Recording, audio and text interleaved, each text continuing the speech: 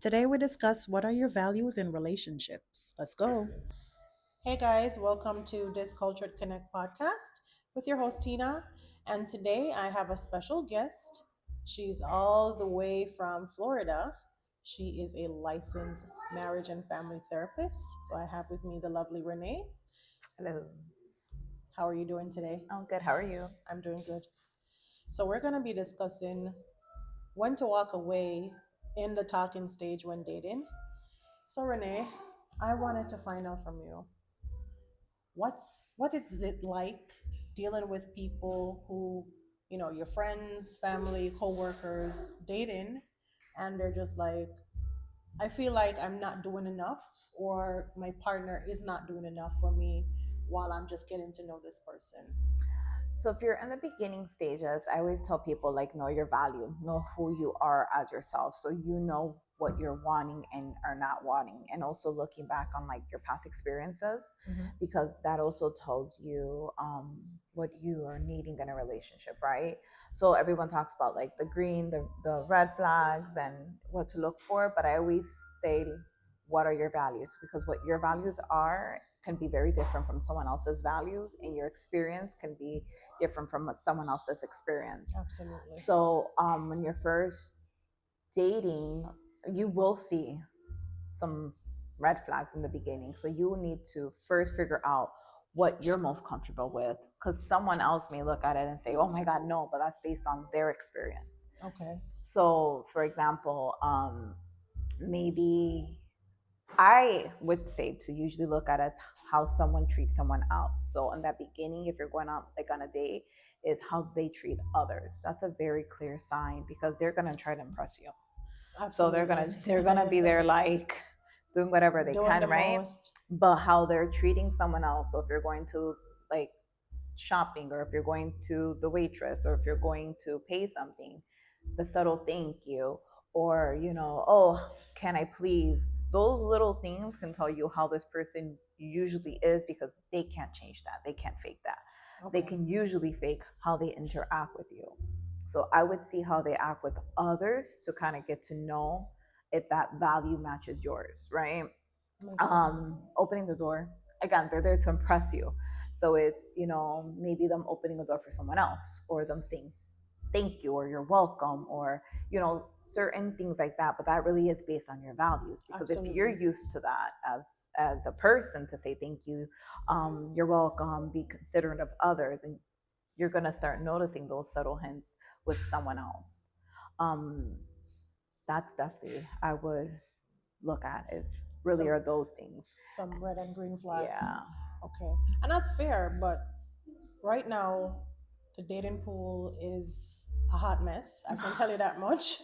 And for me personally, I can tell you that the guys that I'm coming across, and this has nothing to do with age at all, it's just these type of men, they are just more comfortable being chased. We the women have to do the work. We have to text good morning, we have to initiate dates, because it's more like a kind of texting and calling type of relationship versus back in the day when men would ask you, can I take you out, can I, that type of thing. So for me, I can tell you, for one, sometime I think it was last year. It was somebody I knew before, and I was just texting him, and his first go to was, "When are you coming over to cook for me?" And that was definitely a no, because I'm like, I've never been out with you. You don't know me like that, but you want me to now step into a girlfriend's role and to cook for you. What do you think about something like that? Do you think right now, us as women, we can possibly take a step back and to kind of say, if I want this guy, or if I want to put my best foot forward, as well as we want men to put their best foot forward, there's certain things we kind of have to do in order to, you know, hold a man or capture that man or make that man feel like, yes, she's worth it. So this goes back to your values, right? So depending on what you're wanting to do, Mhm. depending how far you are with talking, maybe that's something you would want to do, right?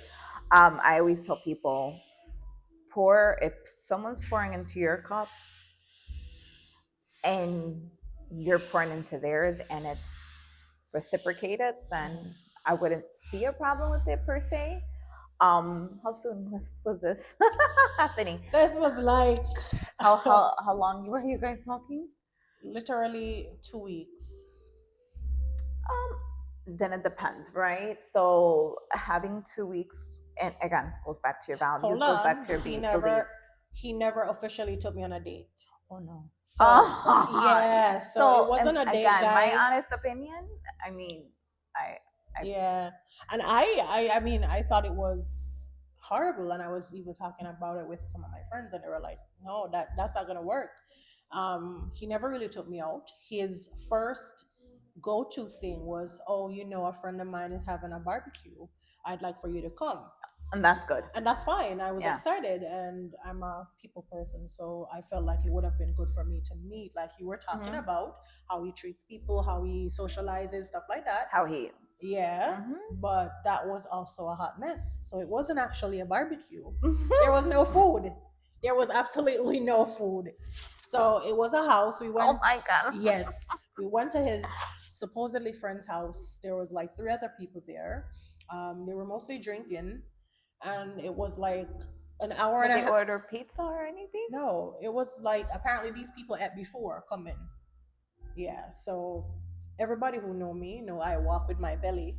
So I expected to eat because he said it was a barbecue. Me too. So I get there, and an hour and a half in, I'm like, "What are we eating?"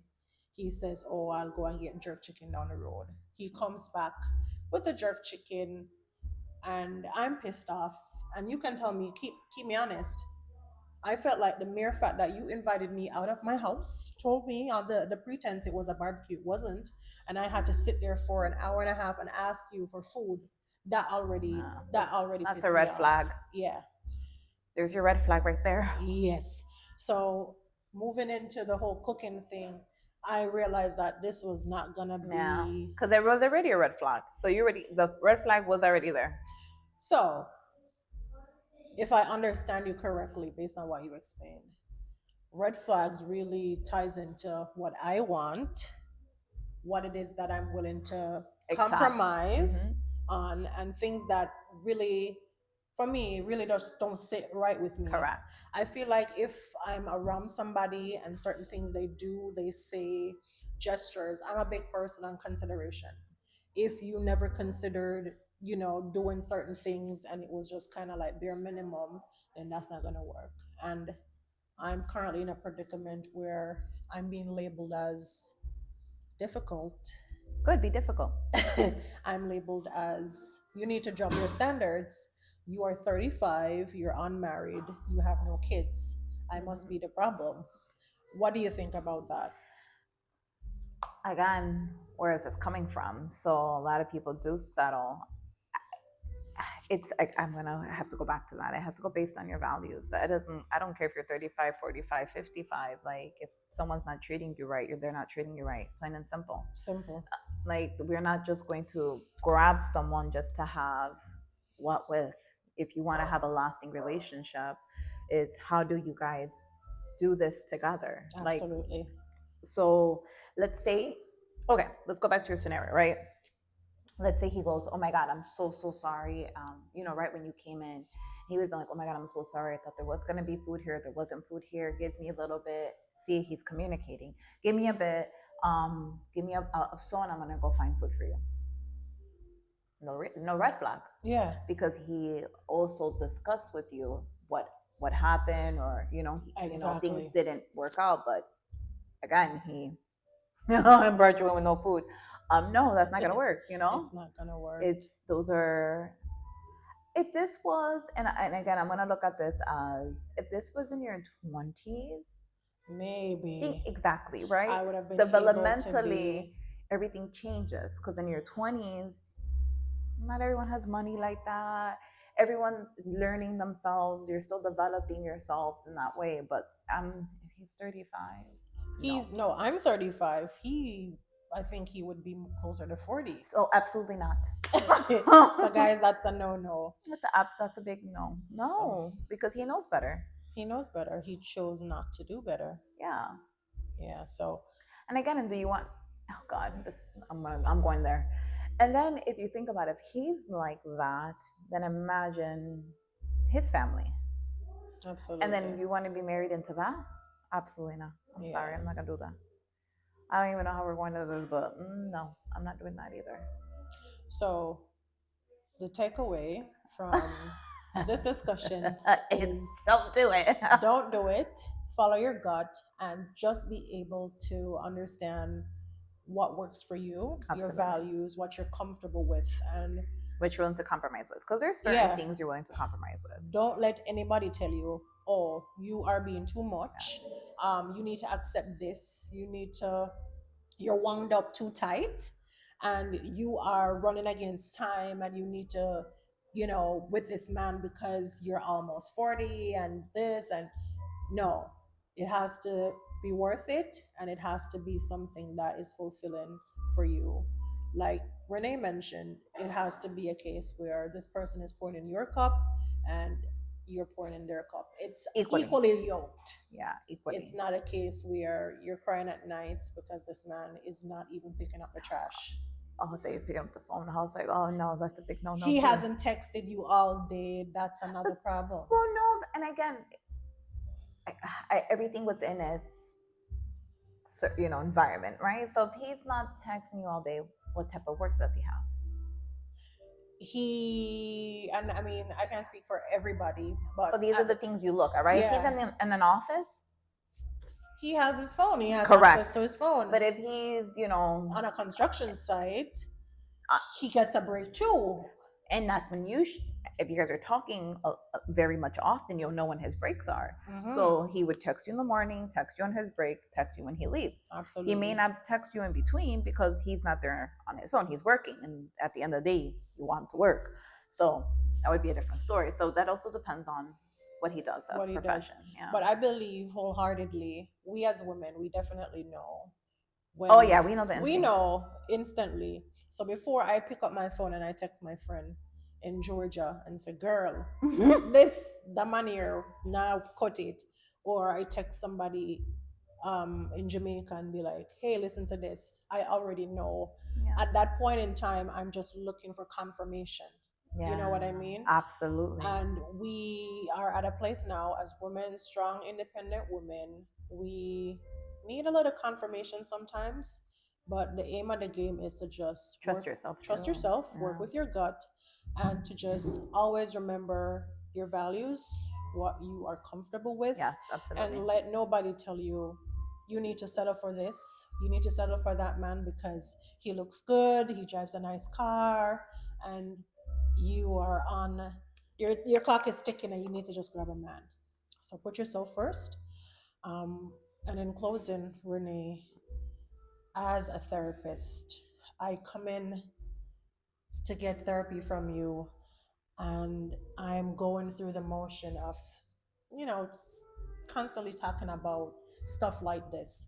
How do you reassure me now, apart from telling me about my values? I have low self esteem, for argument's sake, and every session I'm just constantly kind of going in circles about the same thing. How do you help me redirect myself? How do you help me kind of build some level of self-confidence, get that self-worth? Because I think oftentimes that's a thing for women too.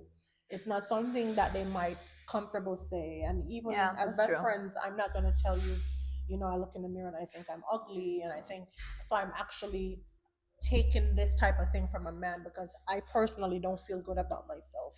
So there's a lot to that, because that's a lot. So self-esteem really does have to do with even parts of childhood that we kind of go through, and experiences with relationships that have also maybe said stuff to us in an argument or whatever that case may be. So self-esteem can kind of happen, throughout life due to our experience.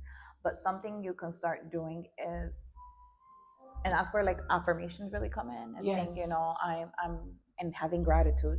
Those are your two major things: is having gratitude for life and knowing your worth. So even small things, something you're good at, something you know for sure you're good at, and say, I'm very good at this, and maybe repeating that every day, at least once a day, or waking up and thanking even God, because first and foremost, that's what you have to do, and it's being thankful for that. For even waking up and just recognizing what you have, because sometimes we're thinking about everything externally and not recognizing everything that we do have that is beautiful and that someone sees as beautiful. So those are the things that you first off you start with, is finding the best that you can do and reminding yourself every day until you can start building it up, yeah, every day. And I appreciate those things because it helps you to look in on a deeper spectrum on yourself. Yeah, And this is not just for women as well. that's for everyone. They're That's for yeah, everyone. everybody, men, women, everybody, because we tend to talk about how women feel a lot Yeah, more, but there's men who also go through this type of thing. absolutely. So I have a lot of men in therapy, so yeah, and I love it. yeah, It's awesome to see it. and I honestly believe that therapy is good. I mean, a lot of things that we can't solve on our own, and we can't, I mean, we can always decompartmentalize for as long as we want, but it will come back. Oh yeah, It haunts us at night. We can't yep, sleep. We're going through this thing. 100%. So if you are at a place where you feel like you really can't do it on your own, you're not able to talk to friends, it's okay to get therapy. And as Renee was explaining, these are the things that she helps people to unpack and to just go through and work through emotionally to get to a place where it becomes healthy and you're doing better. Yeah, absolutely, I agree. Well, it was a pleasure having you today, Renee. Thank you for the invite. All right, guys, thank you for tuning in for our episode, and we'll catch you again. This is your host, Tina, and stay connected to Discultured Connect on YouTube.